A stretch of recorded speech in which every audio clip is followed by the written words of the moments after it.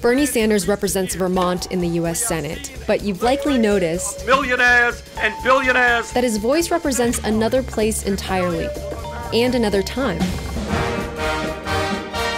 New York City, where the world's nations sit side by side.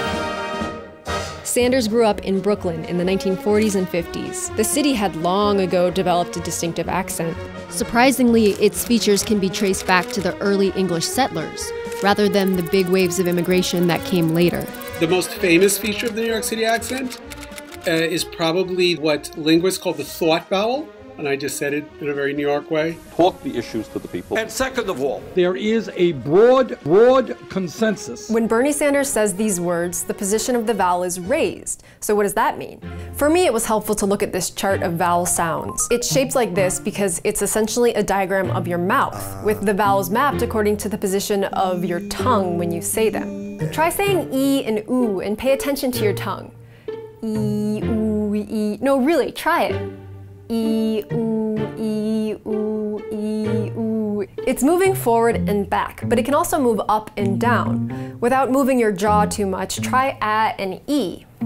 A, E, A, E, A, E. Researchers can measure the position of these vowels by analyzing their frequencies. So what's happening with the New York City thought vowel is that it stays back, but it moves up. Instead of thought, you get thought.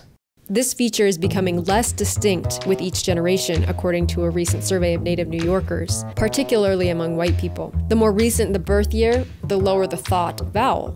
It goes from coffee to coffee. The cough, right? None of my nephews or nieces will say it that way. You can also hear Bernie Sanders' New York roots in his R's, or actually in his lack of R's. Within the Democratic Party, our computers. Denmark. In November. Like the dialects from Boston. Are you a knock? Sorry? And Savannah. I like to go under the speed limit. The New York City accent is historically non-rhotic, meaning R's often get dropped except before vowels. So newscasters call him Bernie Sanders. But he calls himself Bernie Sanders.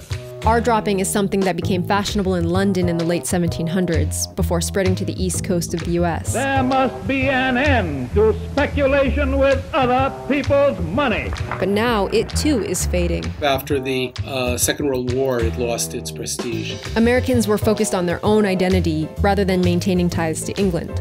And as pop culture increasingly portrayed New Yorkers as criminals, the stigma led some to intentionally lose their accents. As with all dialects, the New York City accent is more pronounced among the working class, which may help explain why Sanders, who grew up in a lower middle class home, has a heavier accent than Donald Trump, also a native New Yorker. And law enforcement.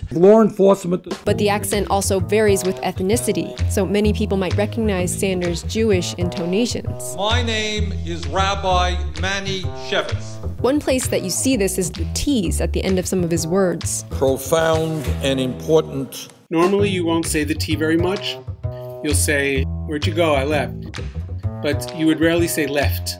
And it's kind of typical of Jews to do that, to say, I left. This country, in fact, I very much reject. But it's also in the pacing and the rise and fall of how he speaks. Which is why, to really do a good Bernie Sanders, it helps if you're also a Jew from 1950s working class Brooklyn. This may not be great politics, but I think the American people Are sick and tired of hearing about your damn emails. Thank you.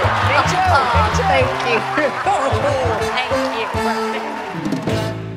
you. One of the things both Bernie Sanders and Donald Trump are known for is their pronunciation of the hue sound. a huge voter turnout. And I say huge. Why do New Yorkers drop the H at the front of these words? Well, the answer seems to be that it just takes less energy to say huge than it does to say huge. Consider another H that most of the rest of us have already dropped. That's the H in what, where, when. Back before the 18th century, it was considered uneducated speech to say what instead of what. Well, maybe in the future, all English-speaking humans will say huge.